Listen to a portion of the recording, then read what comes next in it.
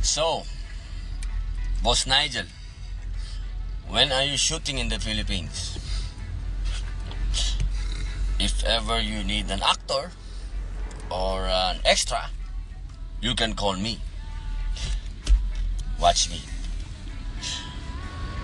Basilio! Crispin! Nasaan kayo, mga anak?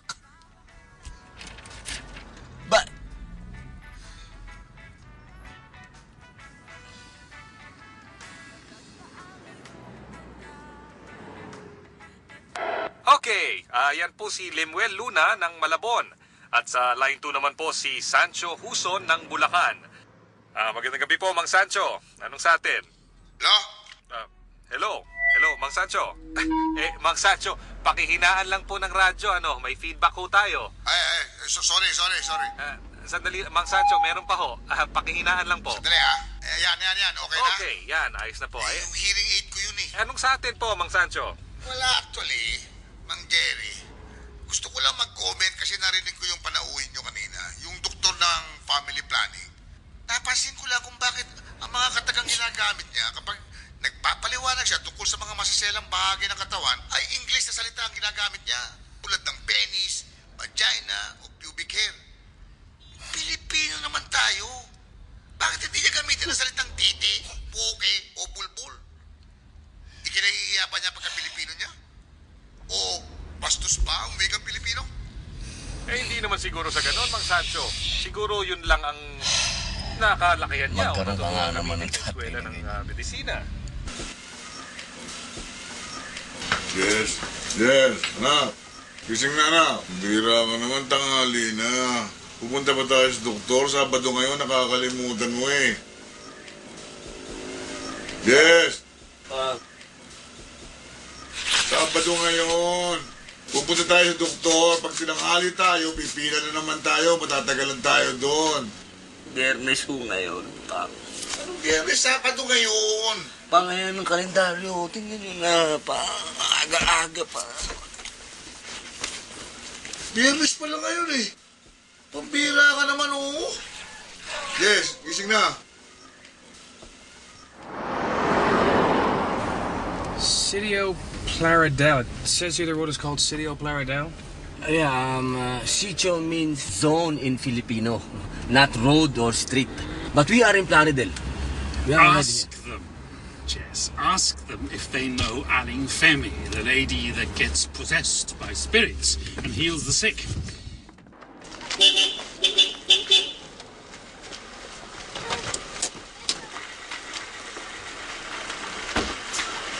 Pwede mo ba magtanong? Saan ba ako nakatira sa Aling Femi? Pinapasok ko na sa Pilipino. Ay, diretso lang ho kayo. Doon sa may kanto, sa may tindahan ng Lota. Malapit na po. Dito sa kantong to? Aha. Salamat po.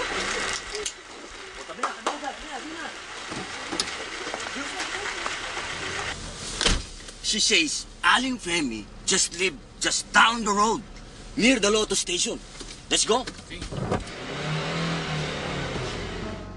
In a country where a decent health plan is expensive, the people of Sitio Plaridel rarely visit a doctor.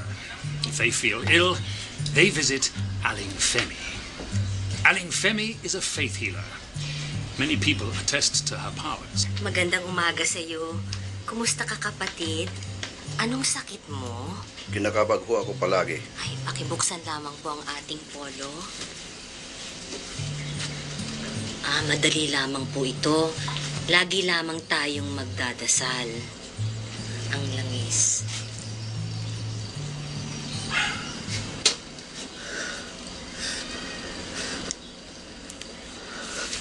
Ama, muli kaming tumatawag sa inyong kabutihan. Naniniwala kami sa inyong kapangyarihang magpagaling ng may mga karamdaman. Tulungan niyo kami. Ay, kalabaw!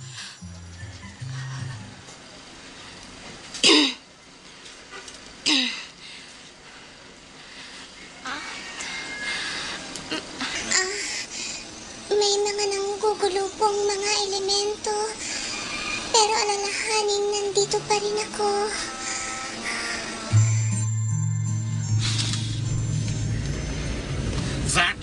Bullshit. Damn straight. It's okay. If you want, I know 5 other more people who get possessed by the Santo Niños. They're very good.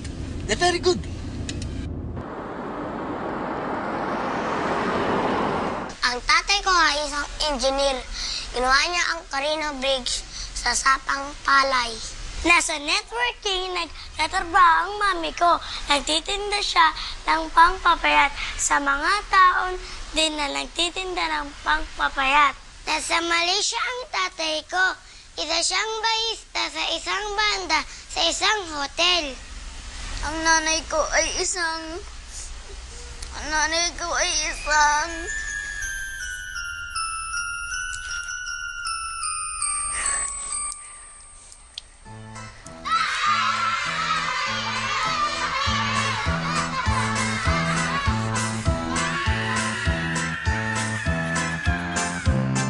This is an authentic mermaid caught by the fishermen in a fish net in Surigao. She cannot talk. She does not understand. このガイド俺たち日本人だと思ってバカにしてんのかな。日本人が何にも知らないと思ってんだよきっと。こいつ日本にも人魚がいるのを知らないね。Okay, we go. See the next. Tay, meron pang sirenang sinisipon. Anak ng tinapay eh. Mukhang hindi naman talaga yata si Rena tong isang to. Niloloko lang tayo nito eh. Teka, samahan mo ko. Kukunin natin yung pera natin. Hoy, dinadaya nyo kami ha. Isolin nyo bayad namin. Hindi mo pwede, wala akong refund. Nanood na kayo eh. Nang putya, ginugoyo nyo kami. Meron ba ang sirenang sinisipon? Nanood na ho kayo, wala akong refund. Kung gusto nyo, mamaya na lang ho. Susunod na palabas yung taong gagamba. Sige, tatawag talaga ako ng barangay ha. Ito na nga ho. Kayong madaya! Nanood na nga kayo eh! Babawiin niyo pa, bakit? Asinahin pa magagawa niyo yan? Ha?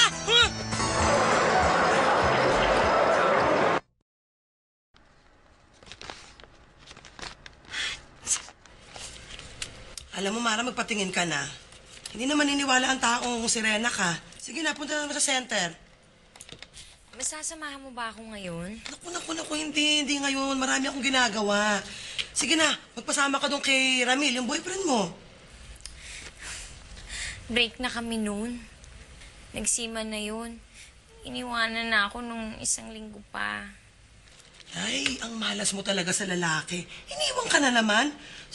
Tulad nung yung driver. Ano nga pangalan ng driver? Si Jess. O yun si Jess.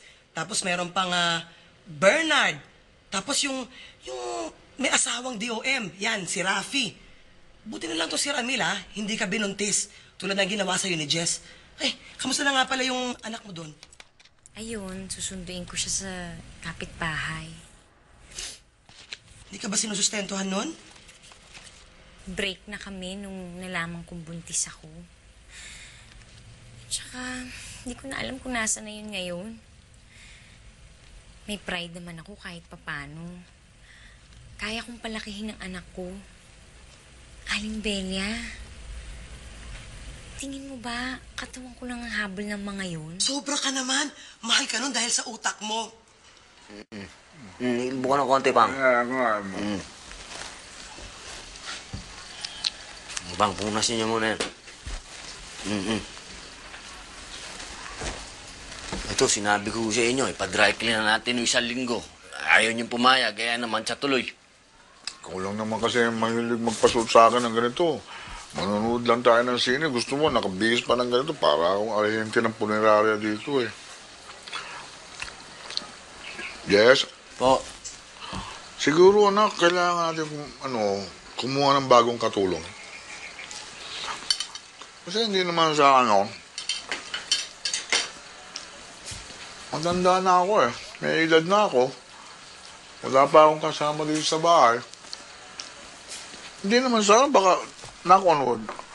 Eh kung halimbawa ma-stroke ako, o kaya mahulog ako sa hagdan, ay sino maalala yun sa akin?